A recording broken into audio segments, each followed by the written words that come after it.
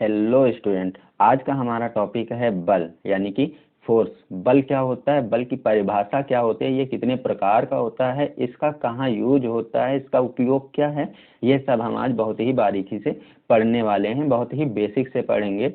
नमस्कार दोस्तों, मेरा नाम है रोहित कुमार। स्वागत है आपका रोहित ऑनलाइन क्लासेस में। तो बिना टाइम वेस्ट किए वीडियो को शुरू करता हूँ। बल, फोर्स क्या है? क्या दोस्तों आपने कभी नोटिस किया है कि जब हम सौर मंडल में जितने भी ग्रह हैं वो एक दूसरे के चक्कर लगाते रहते हैं, क्यों? या दूसरा एग्जाम्पल दूं तो ये पृथ्वी है हमारी, ये अपने ही अक्ष पर क्या करती है, घूर्णन करती रहती है। ये क्यों घूर्णन करती रहती है? इसका भी कारण क्या है? बल। और वो अभी हम परिभाषा से समझेंगे। तो चलिए परिभाषा पर आते हैं, या फिर एक और एग्जाम्पल लेते हैं। जैसे कि हम एक स्थान पर हैं, यहाँ पर एक स्थान है और हमको यहाँ पर जाना है इस दूसरे स्थान पर, तो हम कैसे जाएंगे? या तो खुद प्रयास करेंगे या किसी यंत्र द्वारा प्रयास करना पड़ेगा, जैसे कि कोई बाइक वगैरह है या कोई भी चीज जिसके द्वारा हम यहाँ इस स्थान से इस स्थान तक जा सकें। तो ये किसके द्वारा होता है? बल के ही द्वारा होता है। या तो हम स्वयं बल लगाते हैं या किसी दूसरे यंत्र द्वारा बल लगाया जाता है। या फिर समझ सकते हैं कि ये पेन है, इस स्थान पर रखा है, यहाँ पर रखा है और इसको हम यहाँ तक लाना चाहते हैं, तो क्या करेंगे? इसमें बल लगाएंगे, धक्का देंगे, यहाँ तक ले आएंगे, तो ये एक स्थान से दूसरे स्थान तक चला जाएगा। तो चलिए बल पर आते हैं, परिभाषा पर आते हैं। इसकी परिभाषा क्या होती है, बल की क्या परिभाषा होती है?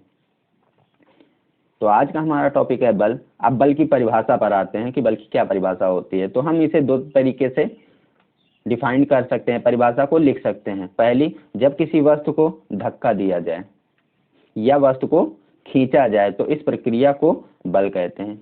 मान लीजिए कि कोई वस्तु है, ये कोई वस्तु है, अब इसको एक जगह से दूसरी जगह, अभी जैसे बताया, एक जगह से दूसरी जगह ले जाना है हमको, या ये वस्तु है, इसको एक जगह से दूसरी जगह हमको मान लिया यहाँ तक लाना है, तो क्या करेंगे? इसको या तो फिर धक्का देंगे तो यहाँ तक आ जाए, या फिर इसको पकड़ करके खींचेंगे या बांध करके खींचेंगे तो यहाँ तक आ जाए।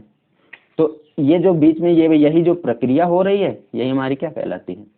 बल, फोर्स कहलाती है। यही जो प्रक्रिया हो रही है, क्रिया हो रही है, इसे ही हम क्या कहते हैं?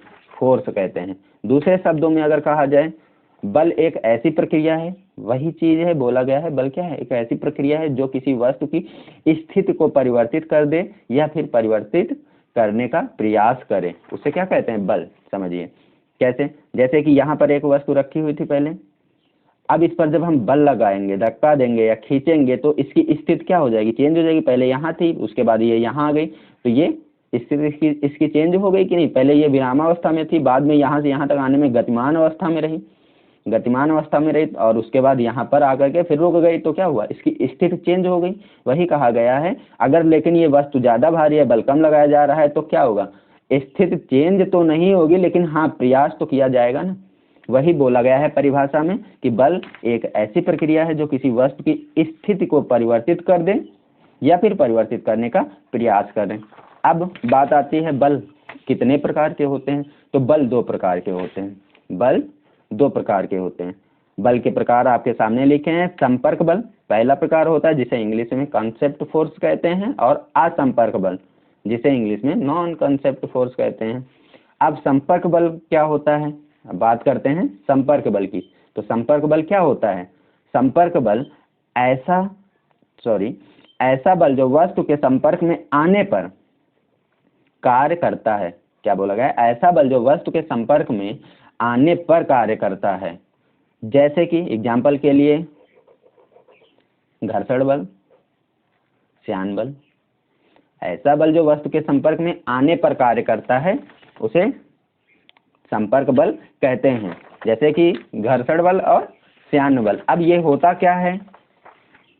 जैसे कि कोई वस्तु है, सिंपल सा यही दे रखा है, ये वस्तु है, इस पर हम जब अपनी तरफ से बल लगाएंगे तो इस वस्तु के संपर्क में ही तो आएगा, यानी कि टच होगा तभी तो बल लगेगा। हम हाथ से अगर इसे धक्का देंगे तो क्या होगा? इसे हम हाथ से धक्का देंगे तो क्या होगा? हम टच ही तो करेंगे, यानी कि इस वस्तु के संपर्क में आएगा, तब जो बल लगेगा वो क्या कहलाएगा? संपर्क संपर्क बल। ओके। और दूसरा क्या बोला गया है, जैसे कि घर्षण बल बोला गया है। घर्षण बल क्या होता है, जब हम किसी को धक्का देते हैं तो हमें वहां पर घर्षण बल मिलता है। असंपर्क बल क्या होता है, ये बल ऐसी दो वस्तुओं के बीच में कार्य करते हैं जो आपस में संपर्क ना हो। ये बल ऐसी दो वस्तुओं के बीच में कार्य करता है जो आपस में संपर्क ना हो, जैसे कि सूर्य और पृथ्वी। पृथ्वी सूर्य के चारों ओर चक्कर लगाती रहती है, लेकिन आपस में संपर्क नहीं होते, इसके बीच में ग्रेविटेशनल फोर्स लगता है। जैसे कि चुंबकीय बल, दो चुंबक हैं, एक ये चुंबक है और दूसरा ये चुंबक है।